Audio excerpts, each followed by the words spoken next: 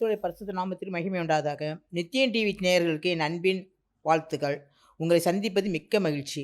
இந்த வாய்ப்பை கொடுத்த பிரதர் சார்லஸ் ரோ அவர்களுக்கும் நன்றி. இந்த நிகழ்ச்சியை பார்க்கிற ஒவ்வொருவரையும் ஆண்டவர் அளவில்லாமல் ஆசீர்வதிப்பாராக.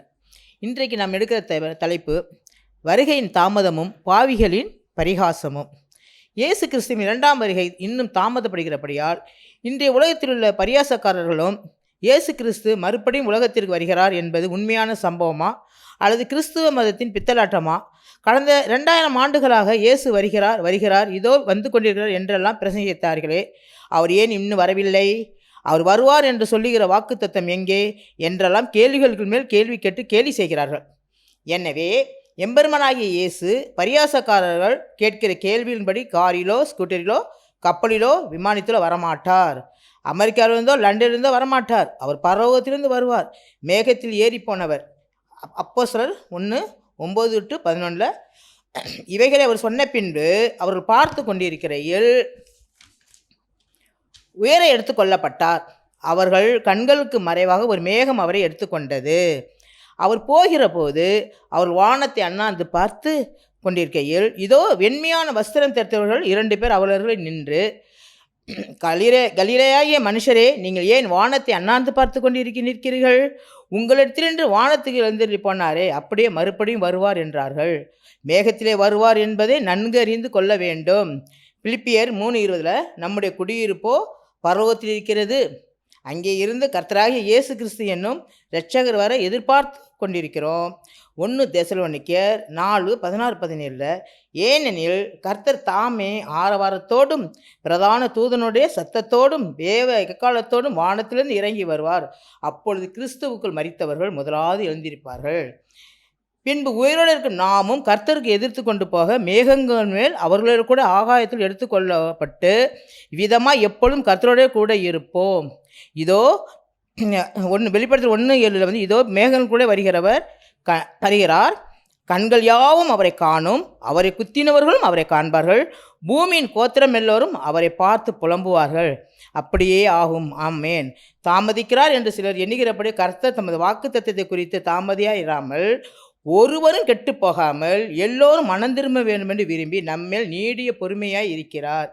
இயேசுவானவர் பரலோகத்து ராஜ்யத்தை பற்றி 12 உவமைகளை சொல்லியிருக்கிறார். அவையினை விதைக்கன் பற்றிய உவமை, நல்ல விதையை விதைக்கிறோடைய உவமை 2, கடுகு விதையை பற்றிய உவமை, புளித்த மாவை பற்றிய உவமை, பொக்கிஷத்தை பற்றிய உவமை, நல்ல முத்துக்களை பற்றிய உவமை, நல்ல வலையை பற்றிய உவமை, இரக்கமற்ற ஊழியக்காரனை பற்றிய உவமை, திராட்சை தோட்டத்தை பற்றிய உவமை, கல்யாணத்தை பற்றிய உவமை, 10 கன்னிகளை பற்றிய உவமை, தாளந்துகளை பற்றிய உவமை. இவற்றில் 12வது உவமையில் அவர் மறுபடி உலகத்திற்கு வர தாமதாகும் என்பதை தெளிவாக கூறியுள்ளார். வெகு காலத்திற்கு பிறகு அந்த ஊழியக்காரனுடைய எஜமான் திரும்பி வந்தது போல 2024 வருடங்கள் சென்றாலும் இயேசு நிச்சயமாகவே வருவார். தாமதம் பண்ணார். சகல ஜாதிகளிலும் விரும்பப்பட்டவர் வருவார்.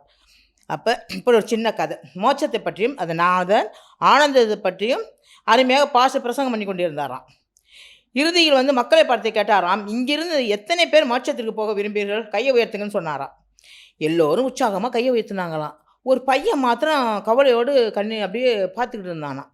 ஏன்பா நீ மோட்சத்திற்கு போகவில்லையா என்றாராம் பாஸ்டர் கருசனையோடு. ரொம்ப விருப்பம்தான் பாஸ்டர், ஆனால் நான் சர்ச்சுக்கு வரப்போ எங்கள் அம்மா ரொம்ப கண்டிப்பாக, டேய் ஜெபம் முடிஞ்சு அங்கே இங்கே போயிட்டு இருக்காதே, பாஸ்டர் வேலை இல்லாமல் எதையாவது சொல்லுவார், நேரே நீ வீட்டுக்கு வந்துடணும் என்று சொல்லி அனுப்புனாங்களாம். அப்போ அந்த பையனோட மனசை பாருங்கள். அவன் போகணுன்னு நினச்சா அவங்க அம்மா பேச்சை கேட்டுக்கிட்டு அவன் ஐயோ பரலோகம்னா என்னன்னு தெரியாமல் ரொம்ப அவன் கவலைப்பட்டிருப்பான் போல இருக்கு. இந்த கதை அப்படி. இயேசு கிறிஸ்து எதற்காக வருகிறார்? இயேசு கிறிஸ்து உலகத்துக்கு மறுபடியும் வருவார் என்று பொதுவாக எல்லா கிறிஸ்துவ மக்களும் அறிந்திருக்கிறார்கள். ஆனால் அவர் எதற்காக வருகிறார் என்பதை ஒரு சிலரே அறிந்திருக்கிறார்கள். இயேசு கிறிஸ்துவின் வருகை நோக்கங்கள் பின் வருமாறு. அவர் தமக்காக அவளோடு காத்து கொண்டிருக்கிற தம்முடைய மணவாட்டி சபையை மத்திய ஆகாயத்தில் தம்மிடத்தில் சேர்த்து கொள்ளும்படி வருகிறார். அப்போ கிறிஸ்துக்குள் மரித்த பரிசுத்தவான்களை உயிர்ப்பிக்கும்படியாகவும் உயிரோடு இருக்கும் பூர்ணமாக்கப்பட்ட பரிசுத்தவான்களை மறுரூபமாக்கி தம்மிடத்தில் சேர்த்து கொள்ளும்படியாகவும் வருகிறார். பரிசுத்தவான்களிடத்தில் ஊழியத்தின் உக்கிரக்காரன் கணக்கை குறித்து கேட்கும்படி வருகிறார். பரிசுத்தவான் அந்தரங்க கிரியைகளை குறித்தும் நியாயத்திற்கும்படி வருகிறார். பரிசுத்தவான்களுடைய ஊழியங்களையும் அல்லது கிரியைகளையும் அக்கினியால் பரிசோதனை செய்யும்படி வருகிறார். பரிசுத்தவான்களுடைய நற்கிரியைகளுக்கு தக்க பிரதிபலனை அளிக்கும்படி வருகிறார். ஆமேன். கர்த்தராகிய இயேசுவே வாரும். அல்லேலூயா. வருகைக்கு ஆயத்தப்பட என்ன செய்ய வேண்டும்? ரட்சிக்கப்படாத பாவிகள் மனம் திரும்பி ரட்சிக்கப்பட வேண்டும். ரட்சிக்கப்பட என்ன செய்ய வேண்டும்? கர்த்தராகிய இயேசு கிறிஸ்துவை விசுவாசி, அப்பொழுது நீயும் உன் வீட்டாரும் ரட்சிக்கப்படுவீர்கள். இதோ இப்பொழுதே அனுக்கிரக காலம், இப்பொழுதே இரட்சணை நாள். உன் தேவனை சந்திக்கும்படி ஆயத்தப்படு. ஞானஸ்தானம் எடுக்காது இருக்கிற விசுவாசிகள் ஞானஸ்தானம் எடுக்க வேண்டும். இயேசுவை விசுவாசிக்கிறது மாத்திரம் போதாது, விசுவாசம் உள்ளவனாகி ஞானஸ்தானம் பெற்றவன் ரட்சிக்கப்படுவான். விசுவாசியதனா ஆக்கிரம் விளக்க தீர்க்கப்படுவான். மார்க்கு 16:16 இருக்குது. ஏன் நம்மளாம் ஞானஸ்தானம் எடுக்கணும்? எல்லோரும் நினச்சிக்கலாம், ஏன் நம்மளாம் ஞானஸ்தானம் சின்ன பிள்ளை எடுத்தது ஞானஸ்தானம் இல்லையான்னு நினைக்கிறீங்களா? நானும் ஒரு காலத்தில் அப்படி தான் சொல்லிக்கிட்டே இருந்தேன். ஞானஸ்தானம் சின்னதில் எடுக்கிறது ஞானஸ்தானம் இல்லையா? நானும் ஒரு நாள் தர்க்கம் பண்ண ஆள் தான். இப்போ ஞானஸ்தானம் எதுக்கு? ஞானஸ்தானம் மனிதனால் நல்ல தேவனால் உண்டானது. ஞானஸ்தானம் தேவனால் உண்டானது. ஞானஸ்தானம் தேவ கட்டளை. ஞானஸ்தானம் தேவனுடைய ஆலோசனை. ஞானஸ்தானம் தேவனுடைய நீதி. ஞானஸ்தானம் நல்ல மனசாட்சியின் உடன்படிக்கை. ஞானஸ்தானம் மறுஜென்ம முழுக்கு. ஞானஸ்தானத்தில் பாவம் போக கழுவப்படுகிறோம். ஞானஸ்தானத்தில் இயேசுவை தரித்து கொள்கிறோம். ஞானஸ்தானத்தில் கிறிஸ்துவோடு கூட மரித்து அடக்கம் பண்ணப்பட்டு அவரோடு கூட எழுந்து இருக்கிற அனுபவத்தை அடைகிறோம். ஞானஸ்தானம் திருமுழுக்கு. ஞானஸ்தானம் எடுக்காவிட்டால் ஆக்கினை. ஞானஸ்தானம் பூலக சாட்சி. ஞானஸ்தானம் தெளித்ததல்ல, அது திருமுழுக்கு. அதனால் ஒவ்வொரு விசுவாசியும் ஞானஸ்தானத்தில் உண்டாகும் பூர்ண ரட்சிப்பை பெற்றுக்கொள்ள வேண்டும். பரிசுத்தாவின் அபிஷேகத்தை பெறாதிரு விசுவாசிகள் அந்நிய பாஷை அடையாளத்தோடு அபிஷேகத்தை பெற்றுக்கொள்ள வேண்டும். விசுவாசிகள் பரிசுத்தாவை பெற்றுக்கொள்ள வேண்டும் என்று இயேசு கட்டளை கொடுத்தார்.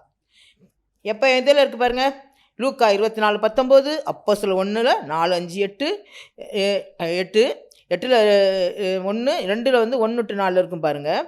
நீங்கள் விசுவாசிகளான போது பரிசுத்தாவை பெற்றீர்களா? அப்போஸ்தலர் 19:2 பவுல் கேட்குறாரு. பரிசுத்தாவி நம்முடைய சரீர மீட்பின் முத்திரை. எபேசியர் 4:30 இருக்குது பாருங்கள். பரிசுத்தாவின் முத்திரை பெறாதவர்கள் கர்த்தருடைய வருகையில் எடுத்துக்கொள்ள மாட்டார்கள்.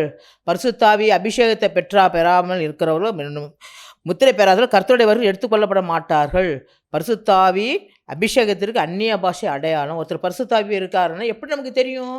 அபிஷேகம் பட்டு அந்நிய பாஷை அடையாளத்தோடு நம்ம பேசினா இருந்தால் தான் நமக்கு பரிசுத்த அபிஷேகம் கொடுத்தாருன்னு அர்த்தம்.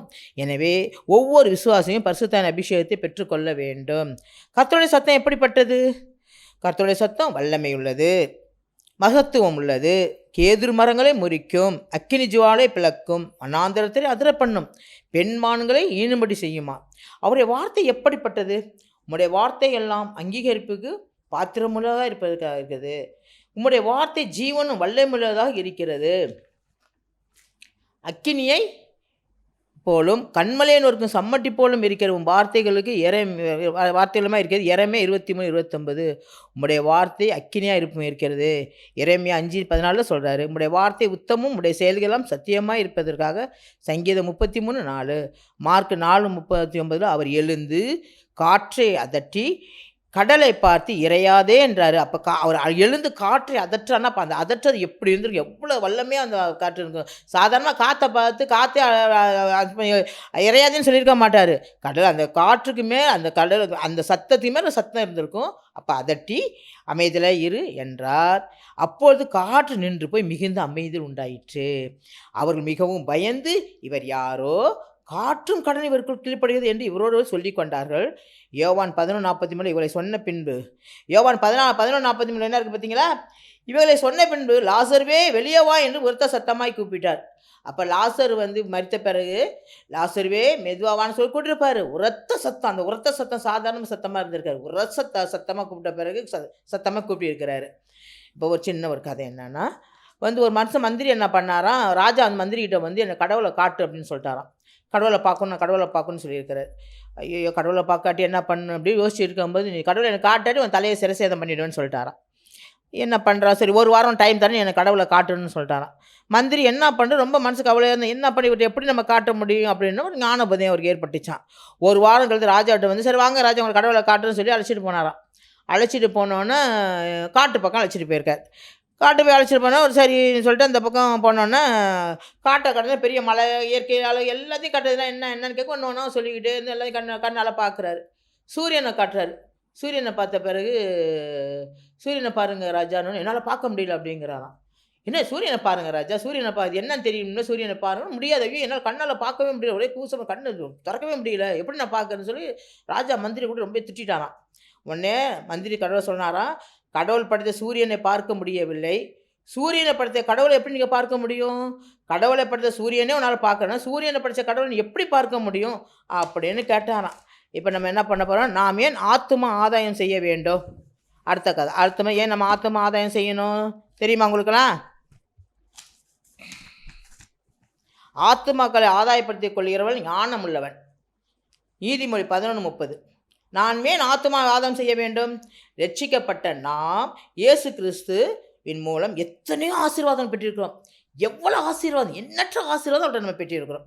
அப்புறம் கார்மேகம் போன்ற நம் பாவங்களை கர்த்தர் நம்மை விட்டு அகற்றினாரே, அதுக்காக நம்ம ஆதாயப்படுத்திக் கொள்ளணும்ல. சரி, பரம்பரையில் நம்மை தொடர்ந்து வந்த சாபங்களை கர்த்தர் நம்மை விட்டு விலக்கினாரே, அதுக்காக நம்ம ஆதாயப்படுத்தி ஆண்டவருக்கு அவர் ஆத்மா ஆதாயப்படுத்தி கொடுக்கணும். எங்கேயோ ஒரு ஓரத்தில் ஒதுங்கி இருந்த நம்மை ஓஹோ என்று உயர்த்தி வைத்துள்ளாரே, அதுக்கு நம்ம ஆதாயப்படுத்தணும். பலவீனர்கள் நம்மை பலப்படுத்தி இருக்கிறாரே, வியாதியாய் இருந்த நம்மை சுகமாக்கினாரே, அற்பமாய் எண்ணப்பட்டிருந்த நம்மை ராஜாக்களுக்கும் கல்விமான்களுக்கும் மத்தியில் அமர வைத்துள்ளாரே, புத்தி கட்டு கிடந்த நம்மை ஞானத்தால் நிரப்பினாரே, இவனா அவன் என்று ஆச்சரியப்படும் அளவுக்கு பாவ வாழ்க்கையை மீட்டெடுத்து பரிசுத்தாவினால் வாழ வைத்திருக்கிறாரே, நாமும் நமக்கு வாழ்வளித்த வெள்ளலுக்கு நன்றியல் உள்ளவராய் இருக்க வேண்டுமல்லவா? சகல ஆசீர்வாதங்களும் இயேசு கிறிஸ்துவின் மூலமே நமக்கு கிடைத்தது. இயேசு கிறிஸ்துவிடம் வந்தபோது தான் இத்தனை ஆசீர்வாதங்கள் பெற்று கொண்டிருக்கிறோம். கர்த்தர் நல்லவர் என்பதை ருசித்து பாருங்கள். தேனை போல மதுரமாக இருக்கிறது அல்லவா? கர்த்தரத்தில் பெற்ற சகல ஆசீர்வாதங்களும் ஒரு சிலருக்காவது சாட்சியாய் அறிவிக்க வேண்டும். சில சகோதரர் சொல்கிறாங்க, ஒரு கணவனுக்கு மனைவிக்கு சண்டை வந்துருச்சான். என்ன எப்போ பார்த்தாலும் கணவன் மனைவி ரொம்ப திட்டிக்கிட்டு சண்டை போட்டுகிட்டே இருந்திருக்கிறாரு. அந்த அம்மா என்ன பண்ணாங்களாம், சரி எப்போ பார்த்தாலும் நம்ம கூட சண்டை போட்டுகிட்டே இருக்கிறாரே அப்படின்னு நினச்சிக்கிட்டு இருந்தாங்க. ஒரு நாள் சமைச்சாங்கன்னா எல்லாத்தையும் ஒரு குறை கண்டுபிடிச்சி, அந்த கணவன் மனைவி மேலே எப்போயுமே எல்லாத்துலேயும் குறை தான். ஒரு நாள் கூட சந்தோஷமாக இல்லை. அதனால் ஒரு நாள் வீட்டில் சமைச்சோன்னே முட்டை இருந்துச்சான். சரி, முட்டையை வச்சு நம்ம என்ன பண்ணலாம் அப்படி யோசிக்கும் போது, ரெண்டு முட்டை இருந்தது. ஒரு முட்டையை அவிச்சு வச்சாங்களாம், ஒரு முட்டை ஆம்லேட் போட்டு வச்சுருந்தாங்களாம். கணவன் வந்தாராம். கண்ணன் வந்தோடனே அவன் வழக்கம் போல் சாப்பிட உட்காந்தோடனே கோவப்பட்டாரான் மனைவியை பார்த்து. என்னங்க, நல்லா தானே செஞ்சேன், எல்லாருமே நல்லா தானே செஞ்சுருக்கிறேன், என்ன அப்படின்ட்டான். என்ன பண்ணியிருக்கேன் அப்படின்னு கேட்டிருக்காரு. ஒரு முட்டை ஆம்லேட் போட்டிருக்கேன், ஒரு முட்டை அவிச்சு வச்சுருக்கேன் அப்படின்னாராம். சரிம்மா, கணவன் அவிச்ச முட்டை கேட்டால் அவனை கொடுத்துடணும், இல்லை ஆம்லேட் போட்டால் கொடுத்துடணும், இல்லாட்டி சண்டை வந்துடுமே அப்படின்ட்டு. சரி, இன்றைக்காவது நம்ம கணவன் நம்ம மேலே அன்பாக இருப்பான்னு பார்த்தா, கணவன் என்ன சொன்னாரா, இந்த அவிச்ச முட்டையை ஆம்லேட் போட்டிருக்கணும், ஆம்லேட் முட்டையை நீ அவிச்சு வச்சுருக்கணும், நீ மாற்றி செஞ்சுட்டு அன்றைக்கி தகராறு பண்ணியிருக்கிறான், சண்டை போட்டிருக்கிறான் கணவன். சில கணவர்கள் மனைவியை நேசிக்கவே மாட்டாங்க. இதுமாதிரி ஏதாவது தகராறு பண்ணிக்கிட்டே இருப்பாங்க. வாழ்கிற கொஞ்ச நாட்கள் மனைவியோட சந்தோஷமாக இருப்போம், குடும்பத்தில் சந்தோஷமாக இருப்போம்னு இருக்கவே மாட்டாங்க. ஏதாவது சண்டை போட்டு இந்த மனைவியோட மனசே மாற்றி ரொம்ப கவலையாக பண்ணிடுறாங்க. இதை பார்க்குற கணவன்லாம் மனைவியோட நல்லா நேசிங்க. சரி, அடுத்த நம்ம வருவோம். இப்போ சில சகோதரர் சொல்கிறார்கள், ஒரு தகப்பன் தன் பிள்ளைகளை எவ்வளவு தப்பு செய்தாலும் மன்னிப்பது போல் இயேசு எவ்வளவு தப்பு செய்தாலும் மன்னித்து விடுவார், அவர் நரகத்தில் தள்ள மாட்டார் என்று நினைக்கிறார்கள். அவர் அன்பான தேவன், இரக்கமுள்ள தேவன், மன்னிக்கும் தேவன், கிருபையுள்ள தேவன், நீடிய பொறுமையுள்ள தேவன் என்று சொல்லி சொல்லி பாவங்கள் செய்து அவர்களே ஏமாற்றிக் கொள்கிறார்கள். மற்றவர்களை ஏமாற்றி நரகத்துக்கு செல்ல வழிவை காட்டுகிறார். அவருக்கு சொல்வது, முட்டாளே, அவருடைய இன்னொரு முகத்தை நீ பார்த்திருக்கிறாயா? இன்னொரு முகம் உனக்கு ஏன் தெரியவில்லை? அவன் ஏன் நரகத்தை படைத்தார்? அவர் எது செய்யணும் எது செய்யக்கூடாது என்று மோசேயை கூட்டி 10 கட்டளை கொடுத்தார். இது எல்லாம் தெரியாமல் இஷ்டத்திற்கு சொல்லக்கூடாது. அவர் இன்னொரு முகம். யாத்திராகமம் 34:14. எரிச்சல் உள்ள தேவன். அவர் எப்படி எரிச்சல் உள்ள தேவனா? யாத்திராகம் 34:14 பாருங்கள். சகரியா 7:12 மகா கடுகோமம், சேனைகள் கர்த்தர் உண்டாயிருக்கு. கடுகோமம், மகா கடுகோமம், சாதாரண கோபம் கூட கிடையாது. அதே யாத்திராகம் 24:17 பட்சிக்கிற அக்னியை போல இருக்கிறாராம். அன்பான தேவன் தான், ஏன் அவர் இப்படிலாம் இருக்கிறாரு? நாகும் 1:2 பாருங்கள். கர்த்தர் எரிச்சல் உள்ளவரும் நீதியை சரி கட்டுவருமான தேவன், உக்கிர கோபம் உள்ளவராம். அப்போ கோபம் சாதாரண கோபம் கூட, உக்கிர கோபம். உபாகம் 4:24 தேவனாய கர்த்தர் பட்சிக்கிற அக்கினி, அவர் எரிச்சல் உள்ள தேவன். உபாகமம் 7:21 இருக்குது, அவர் வல்லமையும் பயங்கரமான தேவன். இப்படிப்பட்ட தேவன் நம்ம எவ்வளவு பாவம் பண்ணினாலும் மன்னித்து விடார் என்று நினைக்க வேண்டாம். அப்படிப்பட்ட அன்பான தேவன் ஏன் நரகத்தை குறித்து பேசுகிறார்? நரகத்தை குறித்து பிரசங்கித்து இருக்கிறாரே.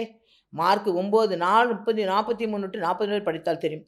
கர்த்தருடைய பரிசுத்தத்துக்கு அடுத்தது வந்து நம்ம வந்து கடவுள் நம்ம நன்றி எல்லோரும் நன்றி சொல்கிறோமா? நம்ம எல்லாத்துக்கும் நம்ம நன்றி சொல்லிகிட்டே இருக்கணும். என்ன எதுக்கு நன்றி சொல்லணும்னு கேட்குறீங்களா? நன்றி சொல்கிறவன் நம்ம வந்து இப்போ எல்லோரும் இப்போ நன்றி நன்றி கண்டிப்பாக நமக்கு ஆண்டவர்கிட்ட நன்றி சொல்லி தான் ஆகணும். சொல்லாமல் நம்ம இருக்கவே கூடாது. ஏன் நன்றி சொல்ல நினைக்கிறீங்களா? நமக்கு கொடுத்த அந்த ஒவ்வொரு நாளும் ஆண்டவர் நமக்கு கொடுத்த அந்த அவங்களுக்காக நம்ம நன்றி சொல்லணும். இலவசமாக கொடுத்த ஒவ்வொரு அவங்களுக்காக நம்ம நன்றி சொல்லணும். அவருக்கு நன்றி சொல்லாமல் நம்ம இருக்கவே கூடாது. இன்றைக்கு வந்து ஆர்டர் கொடுத்த ஒவ்வொரு அவங்களோட விலை என்ன தெரியுமா? எல்லா மெசேஜ்லையும் அதை கண்டிப்பாக சொல்லிவிடுவேன் நான் ஆண்டவர்கிட்ட மனசுட்டு சொல்லுவேன். ஆண்டவர் சொல்லுவார், இது சொல்லு உங்களுக்கு இலவசமாக கொடுத்ததுக்கு என்னைக்கா நீங்கள் நன்றி சொன்னீங்களா? இல்லாததுக்கு தானே நீங்கள் வந்து இது இல்லை இது இல்லைன்னு ரொம்ப கஷ்டப்படுறீங்க. கொடுத்த ஒவ்வொரு அவங்களுக்கு என்னைக்காவது நன்றி சொல்லியிருக்கீங்களா? ஒவ்வொரு அவங்க தாயின் கர்ப்பத்தில் உருவாகும்னே ஒவ்வொரு அவங்களை எவ்வளோ பத்திரமா நான் வச்சு எவ்வளோ அழகாக நான் வச்சுருக்கேன் ஒவ்வொரு அவங்களையும். அதுக்கு நீங்கள் நன்றி சொன்னீங்களா? யாருமே நன்றி சொல்கிறதே இல்லை அப்படின்னு சொல்லியிருக்காரு ஆண்டவர். அதனால் நீங்கள் ஆண்டவர் கொடுத்த இன்னைக்கு அவர் கொடுத்த ஒவ்வொரு அவங்களும் இன்னே ரேட்டு பாருங்களேன். சொல்கிறேன் பாருங்கள். இது வந்து இன்றைக்கி வந்து ஆஸ்பத்திரி மாறுபட்டுரும். ஊருக்கு ஊர் மாறுபடும், நாட்டுக்கு நாடு மாறுபடும்.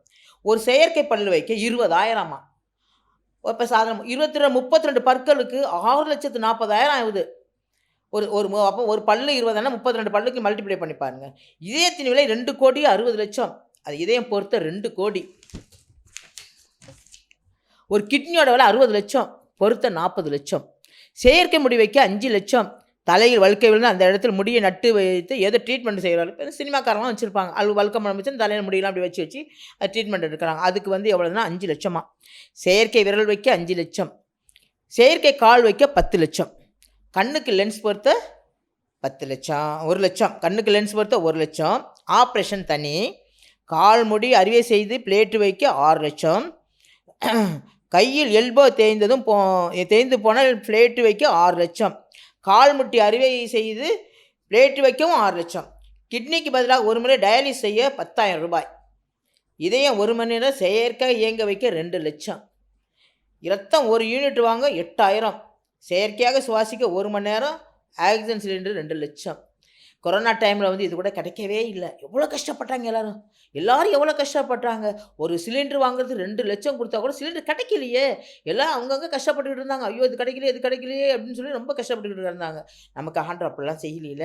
நமக்கு வந்து பிறந்ததுலேருந்து உயிர் வாழ ஆக்சிஜன் தெரிந்து நமக்கு உயிர் வாழ அது நமக்கு நாசியில் ஊதி விட்டு நம்மை காப்பாற்றும் தேவனுக்கு அனுதினமும் நன்றி சொல்லணும். நமக்கு எங்கே நாசியில் அப்படியே ஊதினார். அவர் எப்பொழுது நம்ம நாசியில் ஊதினார்? ஆதியாகமம் 2:7 தேவனாய கர்த்தர் மனுஷனை பூமியில் மண்ணிலே உருவாக்கி ஜீவ சுவாசத்தை அவன் நாசியிலே ஊதினார். மனுஷன் ஜீவாத்மானான். நாம் பிறந்ததிலிருந்து வரும் காலங்கள் வரை உயிர் வாழ எவ்வளோ சிலிண்டர்கள் நமக்கு தேவைப்பட்டிருக்கும்.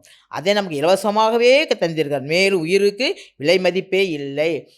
கோடியாக செலவழித்து செயற்கை உறுப்புகள் பொருத்தினாலும் அவை ஆண்டவர் உண்டாக்கின உறுப்புகள் போன்று செயல்படாது. ஒரு சின்ன கதை.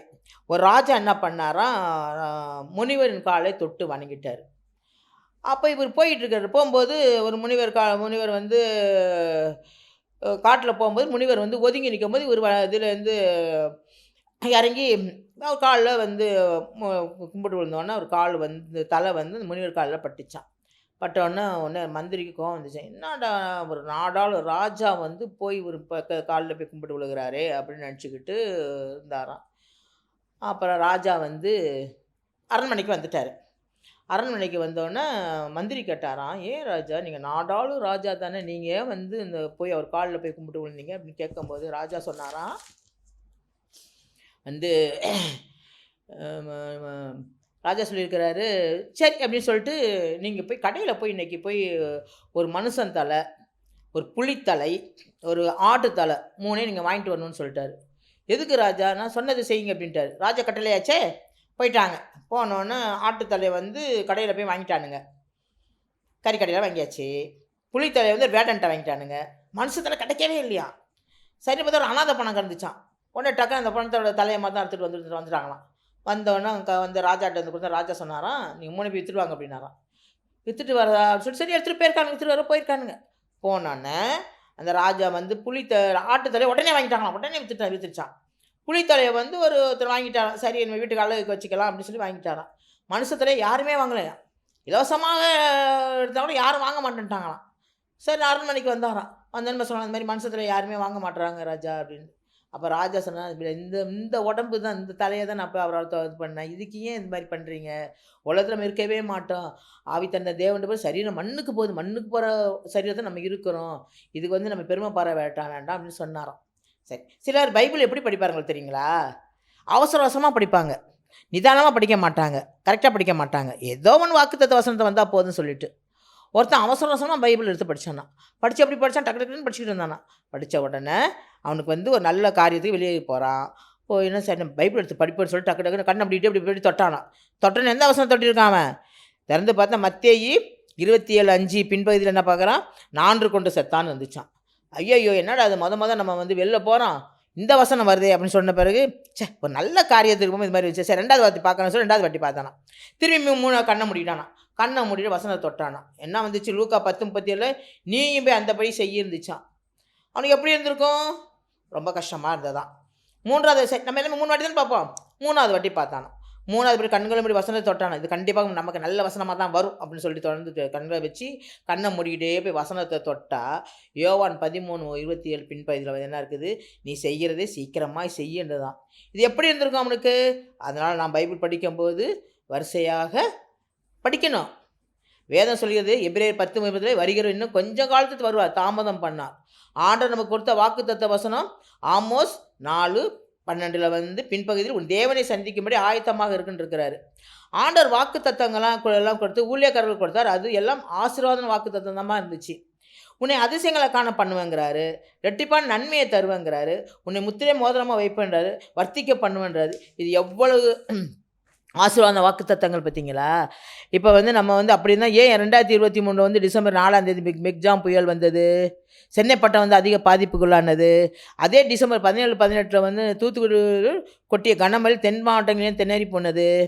2023 அக்டோபர் 18ஆம் தேதி இஸ்ரேல் ஹமாஸ் பயங்கரவாதிகள் போர் உச்சமடைந்து காசாவின் அல் அஹ்லி மருத்துவமனை மீது ஏவுகணை தாக்குதல் 500 பேர் செத்தாங்க.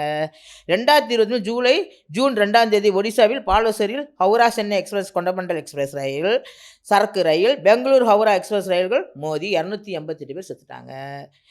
2023 பிப்ரவரி 6ஆம் தேதி துருக்கி சிரியா நடுகள் 7.8 ரிக்டர் அளவில் நிலநடுக்கம். 2024 ஜனவரி 1ஆம் தேதி கிழக்காசிய நாடான ஜப்பானில் உள்ள இஷிகாவா வாஜிமா நகரில் நிலநடுக்கம் 90 நிமிஷத்துக்கு 22 குலுங்கியது, 7.5 ரிக்டர். இந்த சம்பவங்கள் எல்லாம் ஏன் நடக்கிறது?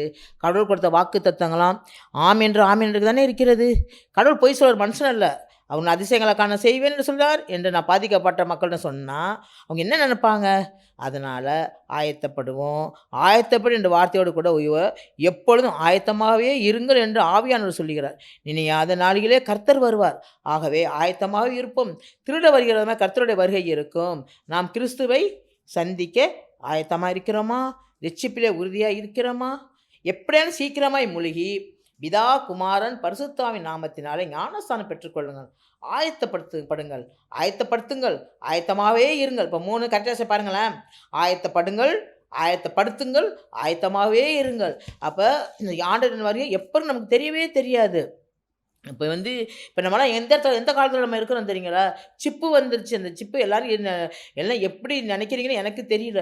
சிப்பு கொண்டு வந்துட்டாங்க. இப்போ மாஜி முதல்வர் என்ன பண்ணுறாரு, 9/7/2022 மாஜி முதல்வரில் வந்து மைக்ரோசிப் வச்சுருக்காரு. அந்த மாஜி முதல்வர் யாருன்னா இவர் சந்திரபாபு நாயுடு. அவர் ஒரு சிப்பு கையில் வச்சுருக்காரு. அந்த சிப்பு எப்படி இருக்கும், தனது இடது கை ஆள்காட்டி விரலில் ஒரு மோதிரம் அணிந்திருக்காரு. அவர் சொன்னார், நான் விரல் அணிந்திருப்பது மோதிரம் அல்ல, என் உடல் எல்லையை கண்காணிக்கும் ஹெல்த் மானிட்டராக. அவர் எங்கெங்கே போகிறார் என்ன பண்ணுறான்னு சொல்லி வச்சுருக்கிறாங்க. இந்த வேலை என்னென்னா அவர் சாப்பிடுவது, தூங்குவது, நடப்பது உள்ளிட்ட அனைத்து நடவடிக்கைகளும் இந்த கருவியில் பதிவாகும். அதே போல் என் உடலின் சர்க்கரை அளவு, இரத்த அளவு ஆகியவற்றை என் வீட்டில் பொருத்தப்பட்டுள்ள கட்டுப்பாட்டு அறைக்கு அனுப்பி கொண்டே இருக்கும். அதற்கான அதிநவீன தொழில்நுட்பத்தின் கூடிய மைக்ரோசிப் கருவிகள் பொருத்தப்பட்டுள்ளது. அதற்கான அதிநவீன தொழில்நுட்பம், அதினமே அவர் அங்கே இருக்கிறாரு, இங்கேருந்து கவனிக்கிற மாதிரி இருக்குது. இந்த வீட்டிலேருந்து அவங்க ஒய்ஃபுக்கு பார்க்குறாங்க, அவரோட பிளட் ப்ரெஷர் எப்படி இருக்குது, பிபி எப்படி இருக்குது, சுகர் எப்படி இருக்குது, எப்படி நடக்கிறார், என்ன பண்ணுறாரு, தூங்குறாரா, என்ன பண்ணி வீட்டிலேருந்து கவனிக்கிறாங்க. அந்த மாதிரி அதிநவீன தொழில்நுட்பத்தில் கூட மைக்ரோசிப் கருவியில் பொருத்தப்பட்டுள்ளது. வீட்டிலிருந்து என் மனைவி என் உடல்நிலை கண்காணித்து தேவையான ஆலோசனைகளை அவ்வப்போது மொபைல் ஃபோன் வாயிலாக எனக்கு கூறுவார். இப்போ தெரிஞ்சு போச்சா? இப்போ நம்ம என்ன பண்ணலாம், அந்த சிப்பு எல்லோரும் இப்போ சிப்புக்காக எல்லாம் ரெடி பண்ணிக்கிட்டு கிடக்குறாங்க. எல்லோரும் அந்த மாதிரி எல்லாம் வைக்க போகிறாங்க.